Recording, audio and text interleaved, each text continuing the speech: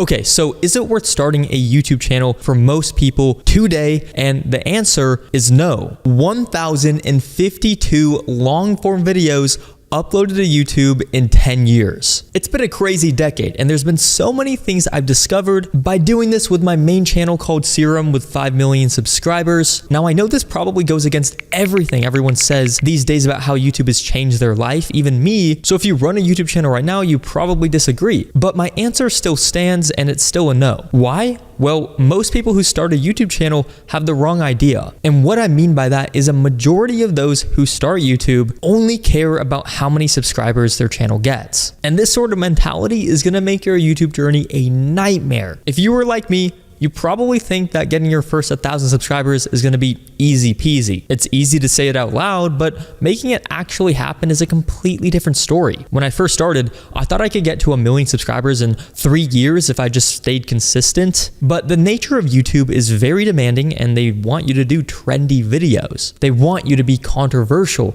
They want your thumbnails to look clickable and your title to spark curiosity. And then there's also a reliance on the YouTube algorithm to actually push your video. And trust me, you only need one good push to go from 0 subscribers to 5,000. But that push almost seems kind of random, and not one channel is treated the exact same. So that's my reason as to why I don't think you should start a YouTube channel if you're just chasing subscribers. And more importantly, attention. If you make videos and aren't repurposing them into clips for shorts and other platforms, you're missing out on millions of views. But what stops most of us from doing this is not knowing which parts of our video are worth clipping and the time it takes to edit those clips into vertical format. Now imagine if there was a way to have that entire process done for you. Well, there is. I got this clip in seconds without even picking it out or editing it myself. It's all done with a tool called nexusclips.com. I'll leave a link below for it. All you have to do is connect your channel, upload your video, and click on generate moments. Its advanced AI analyzes your content and shows you the moments that are most likely to go viral. I tested this myself, and it found the viral part of my video, which I uploaded as a short and got 100 million views. It even adds automatic subtitles that you can customize, which you need because 70% of people watch shorts without sound. Nexusclips.com isn't just a one-time hack to grow fast. It becomes a crucial part of your process, helping you consistently save time repurposing your content. Take advantage of my exclusive discount code BELMONT. So click the link in the description now to claim this special promotion. Creating YouTube videos is very time consuming. And if you just want attention,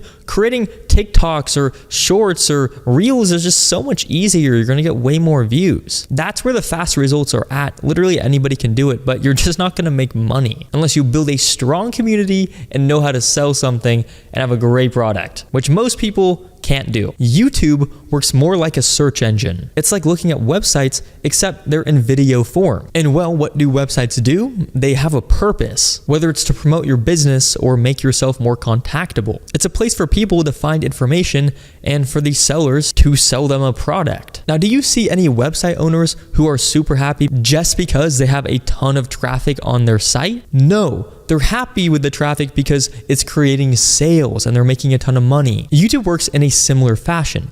Each video uploaded should have a very specific purpose and reap you a very specific reward. Throughout my time on YouTube, there were so many people asking me about how to get more subscribers, but I can't help but feel they're putting themselves in a trap that I used to put myself in. I know how it feels to be chasing subscribers, and it kind of feels like something that's not worth chasing. You do so much work and you see the number inflate, but you don't really have much to show for it. If it affects you that much, just buy subscribers. Now, I'm not recommending this. It's against YouTube's policies, but hey, if it affects you that badly, just pay for it. Don't start a channel if the only thing you want is subscribers.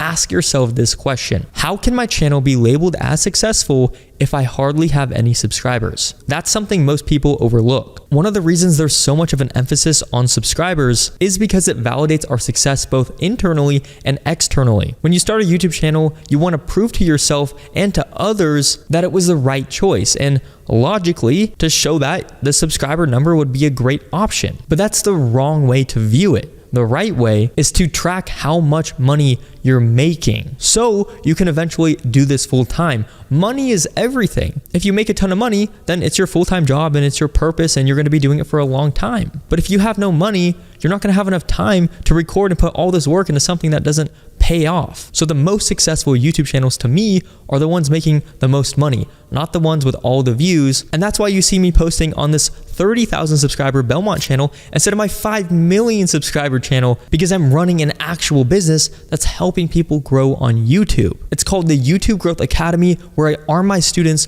with everything I've got to help them blow up your YouTube channel. There's a link in the description for this, along with a free training I made for you. But let me give you a real life example. There are 2 channels out there. One of them has 8,000 subscribers and is making $120,000 a year. Then the next one has 16,000 subscribers, but it's only making $1,200 a year. Tell me which channel you want to be. And this is a true story. And the way the 8,000 subscriber channel is making over 100K is because he's gaining clients using YouTube and diverting them into his business. He might be charging $1,000 for his service, so he only needs 120 clients, which it is entirely possible to get 120 paying customers from 8,000 subscribers if you do it right. On the other hand, the channel with 16,000 subscribers only relies on YouTube ad revenue. And at that small number, you really have to be pulling millions and millions and millions of views to be making significant money. And there's nothing wrong with that. That's the strategy I use for my Serum channel. I literally average 1 million views a video long form on the Serum channel, and I make a lot of money, but it's just off of the YouTube ads, no sponsors. Here, I have so many different income sources. I really don't need that much traffic because the views that I get are just way more valuable. Even other channels like MKBHD have other things on the site, like his own merchandise or his course. He's not solely relying on the views, even though he averages 3 to 4 million views a video, so he's cashing in. My point here is that if you're just doing YouTube for fame and attention, don't do it. But if you're using YouTube as a platform to leverage on, then yes, go for it. And this story leads me to my next point, which is it worth it going full-time on YouTube? And is it possible to live that free, traveling, wherever you want, whenever you want lifestyle? And the answer is yes, but only if you treat YouTube as a business. Because when you do that, there's so many tax advantages you can get when setting up an LLC. Like anything you purchase for your YouTube videos becomes tax deductible, like this microphone or the camera I'm recording on. Taking that one step further, let's just say you're a travel channel. Now all of your travel expenses are paid for. The plane flight, the hotel, even the food, everything. You can just write it off and save a ton of money on taxes. Okay, so we've established that you should start a YouTube channel if you're running it as a business, and one of the reasons why that's so important, but let's go into the other reason. YouTube can be very noisy at times. When you first start out, it's very peaceful, but as you grow, it gets noisier and noisier. You start getting comments about how your YouTube channel isn't big enough to be an expert, how your channel isn't growing, or you don't have enough subscribers. Like I faced that so much when I started the Belmont channel. They're like, oh, how could you be giving out YouTube advice when you only have 200 subscribers on this channel? Like, bro, did you not do the research? Look behind you. You get comments about how you should quit YouTube, how you should change your thumbnails, how your videos are boring. So much hate coming from people who have no clue how to do YouTube. Basically, you'll receive a ton of unsolicited advice that may either help or hurt your channel, and that advice can really affect you. You may end up making videos that don't grow your channel, but what you really want to do is just create videos that you think will get a lot of views, not what comments say, because they have no clue how to do YouTube. But remember, when you're running YouTube as a business, each view you get is an opportunity to convert them into a buyer. At the very least, you'll get them into your sales funnel and they might buy from you at a later date. So let's recap this video in just a few seconds. If you're starting YouTube for fame and attention, don't do it. If you want to start YouTube as a business, then make sure you come up with a plan that aligns with your business goals and not just to satisfy the algorithm. And finally, build up a strong mindset so you don't get swayed by the comment section. You need to train and rewire your brain for those comments not to affect you, because especially when you're first starting out, you are at your most vulnerable